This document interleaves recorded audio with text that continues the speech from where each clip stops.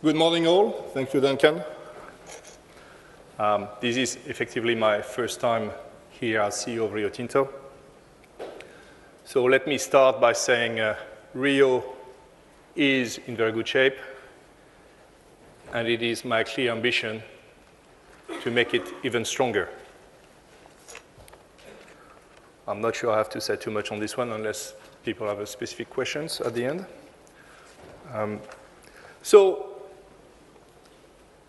Last year, we set out a clear and simple approach to delivering value for shareholders in the short, in the medium, and the long term.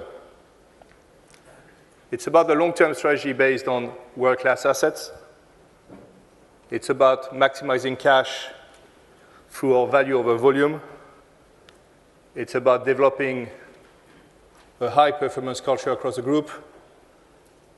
It's about allocating capital with discipline. 2016 was the beginning of the journey. We made a series of promises, and we have kept them all. We delivered an EBITDA of $13.5 billion and margin of 38%. Our focus on cash enabled us to maintain the best balance sheet across the industry, and we declare $3.6 billion of cash returns to our shareholders, $3.1 billion of dividend, $0.5 billion of share buyback. More to come on this later. To make our business, to make Rio Tinto even better, we will focus on three things. Our $5 billion productivity program, our quality growth, and reshaping the portfolio. We will not slow down. Let's take a step back and look at some of the key issues faced by the industry. Let's start with China. We all know that the growth rates have slowed down, but the Chinese economy remains healthy. We expect the government stimulus to continue ahead of their senior leadership conference scheduled for the end of this year. We believe that even their early action to control credits will be helpful in the medium and the long term. The Chinese government is taking real actions around pollution and environment. We think it is the right thing to do and will have a positive impact on our mining industry. Let me give you a few examples. I'm going to start with aluminum. It is absolutely clear that their new policies will have a positive impact in the medium and the long term. We expect environmental permits to become harder to obtain, and therefore will have an impact on the growth rate of new capacity. However, in the short term, we will remain cautious. We all know that switching aluminum pot lines on and off during winter is not really realistic. Let me give you another example, iron ore. The restructuring of the steel industry in China does not mean a drop in steel output. We see an opportunity there. We believe it will increase the demand for higher grade iron ore as older, more polluting blast furnaces are taken offline. So, all in all, if you ask me, am I confident about China, I would say, as we are in Barcelona today, I would say si. I would say yes. I would say oui. I would say she. Just pick the one you want. I think the picture is very clear. Our industry is all about capital allocation and efficiency. This slide shows how badly our industry, the mining industry, has performed. The mining's productivity has gone backward, the costs have gone up, and there has been no investment discipline whatsoever. We have simply given money away. In the same period that commodity prices have doubled, returns have actually gone down. Just riding the ups and downs of commodity prices is not good enough. It's not about build versus buy, talking big. It's about managing returns, investing with discipline, and focusing on every dollar. At Rio, we are increasing our return on capital compared with our peers. But there is no room for complacency, and we know far too well there is much more to do. It's about having the right strategy and sticking to it. Our strategy, our long-term strategy to create superior value for our shareholders is about meeting our customer needs, maximizing cash from our world-class assets, and allocating capital with discipline.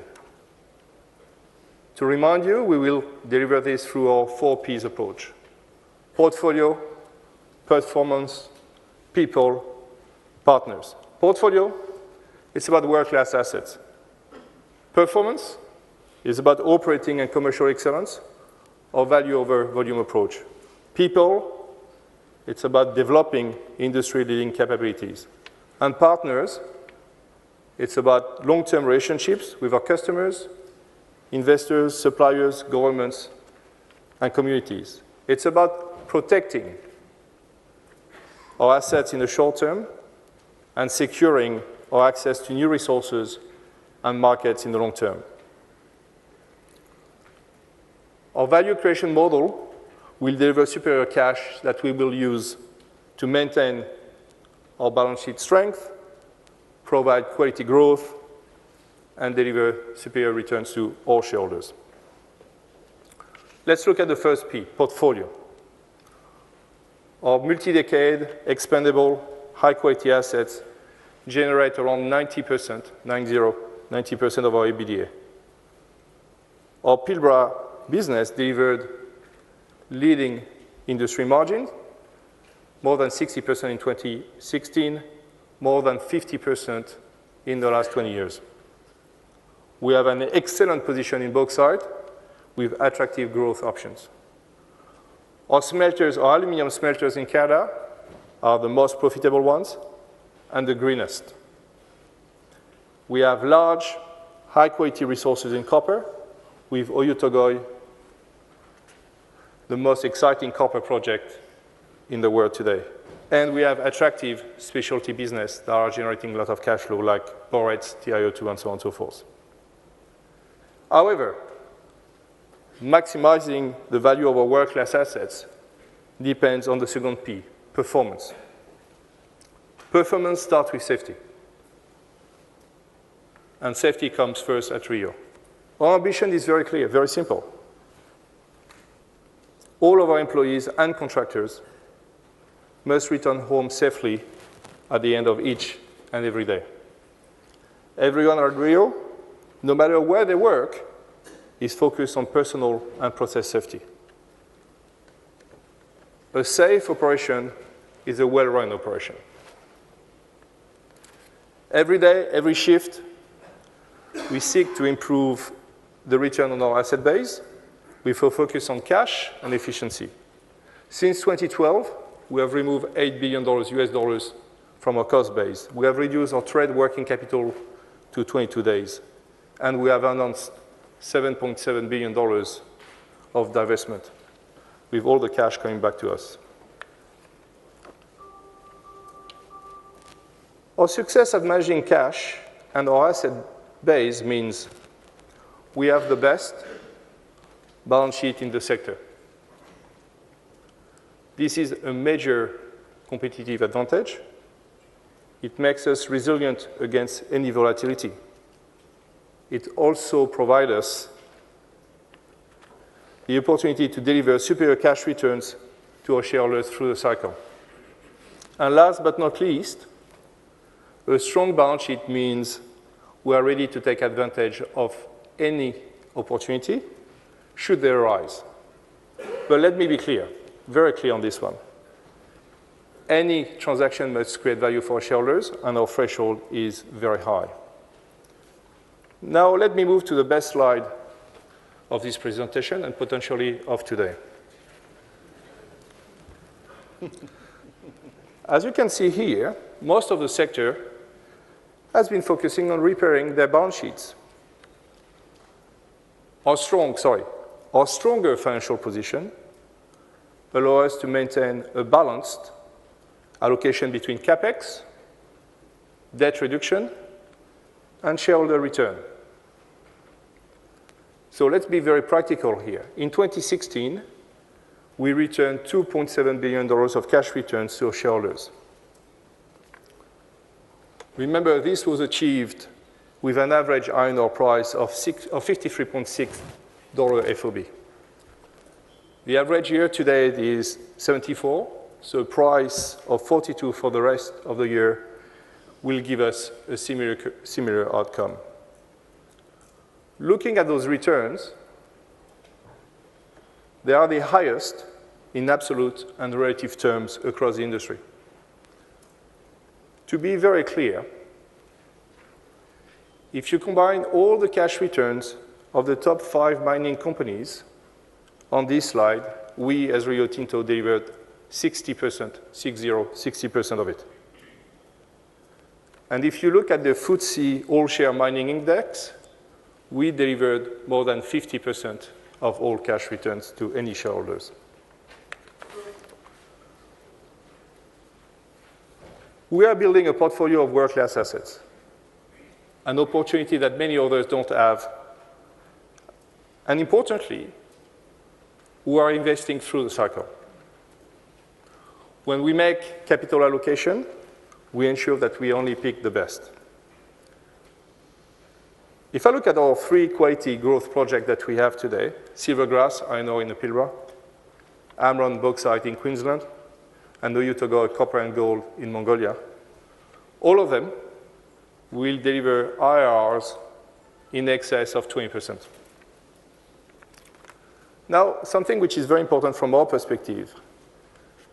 For us, growth is about cash and profitability. It's about cash and profitability, not volume or market share. And productivity per se creates growth. There are 2 ways to value productivity. Either you produce and you sell more with the same cost structure, or you produce and sell the same with a reduced cost structure.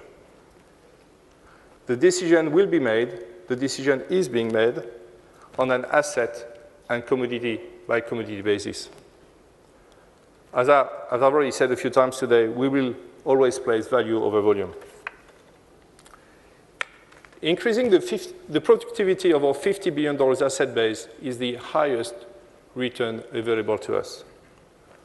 We have more than 800 old trucks that we can use more effectively. We have more than 50 processing plants today which are not fully loaded, and we believe we can reduce rail and shipping time by at least 5%. This is what lots of people would call free money.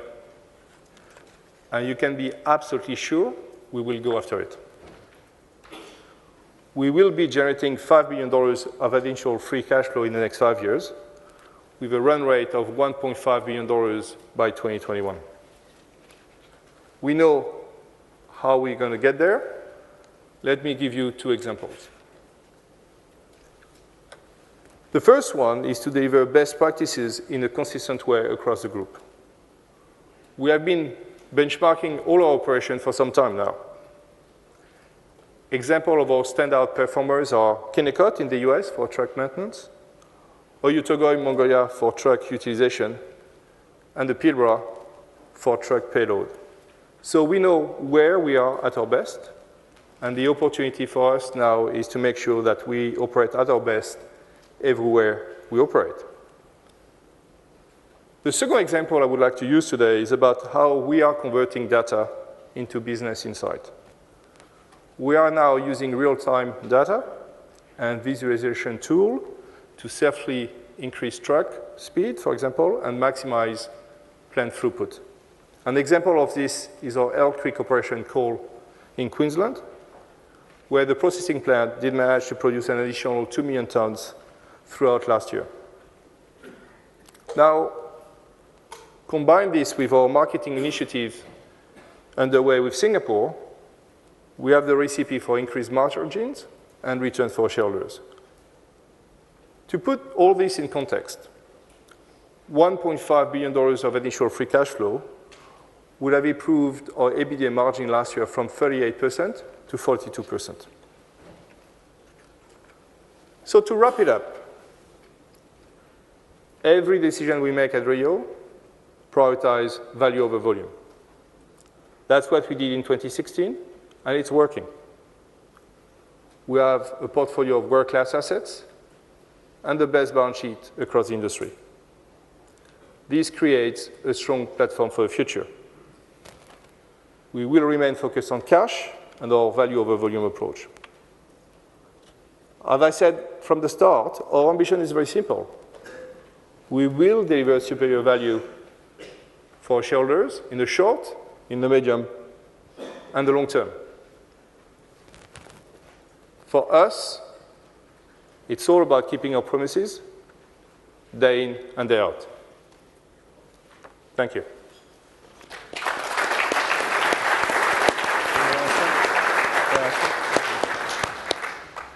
Don't ask why I've got a new. Do you want to come sit down?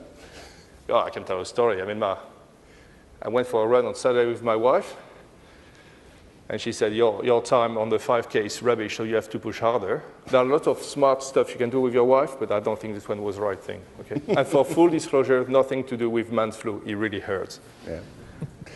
Okay. On a more serious note now. Well, look, let me ask the first question here. So you talked a little bit about the internal opportunities to grow cash flow, and then you're also alluding to the strength of the balance sheet and how that gives you sort of the option to consider external opportunities. How do you think about the challenges to executing M&A? I think the M&A challenges are very, very high. I mean, I'm sure, like all smart bankers, you've done lots of analysis in the past. Most M&A acquisition destroy values.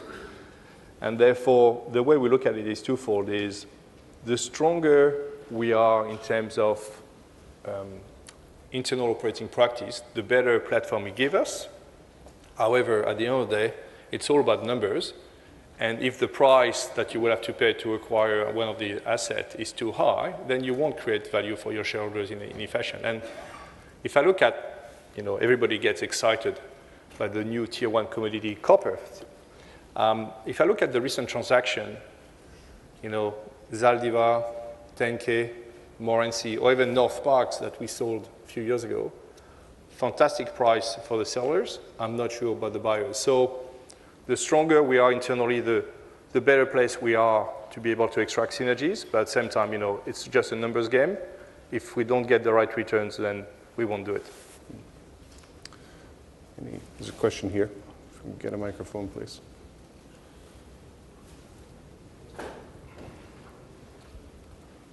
Could you talk a little bit about the situation in Grasberg?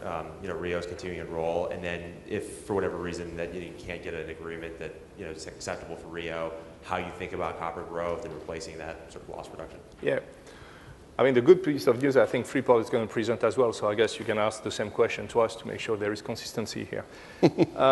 As far as Grasberg is concerned, I'm on public record. All options are available to us.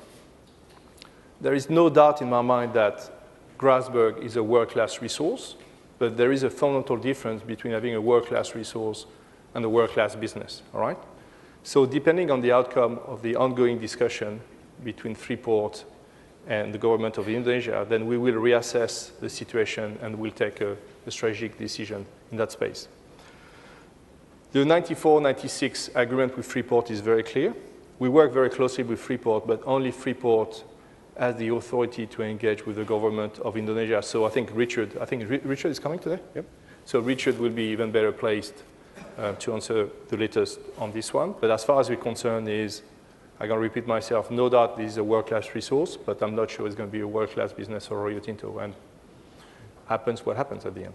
I asked, do you have opportunities to replace it? Like, for whatever reason it doesn't work out, like opportunities to replace that copper production longer term? I mean, some of your other projects, maybe you can talk a little bit about how you, if for whatever reason you can't get a resolution at Grasberg, how you can replace that copper production longer term. So, all right, so the question is about the pipeline, that growth pipeline we have in copper.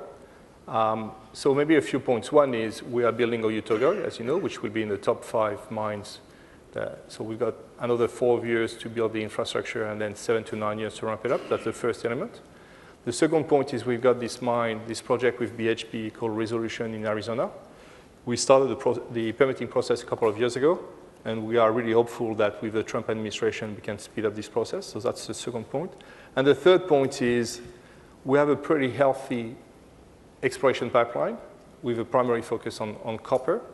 Remember, at the time of the GFC, we didn't shut down the exploration pipeline where some of our peers did, because it's one of the situations where you feel good for 5 minutes because you feel, you save a few dollars, but then in the medium and long term, you're totally screwed in the sense of it takes 5 to 10 years to build an exploration pipeline. So we have optionalities around the pipeline. So am I really concerned about this one?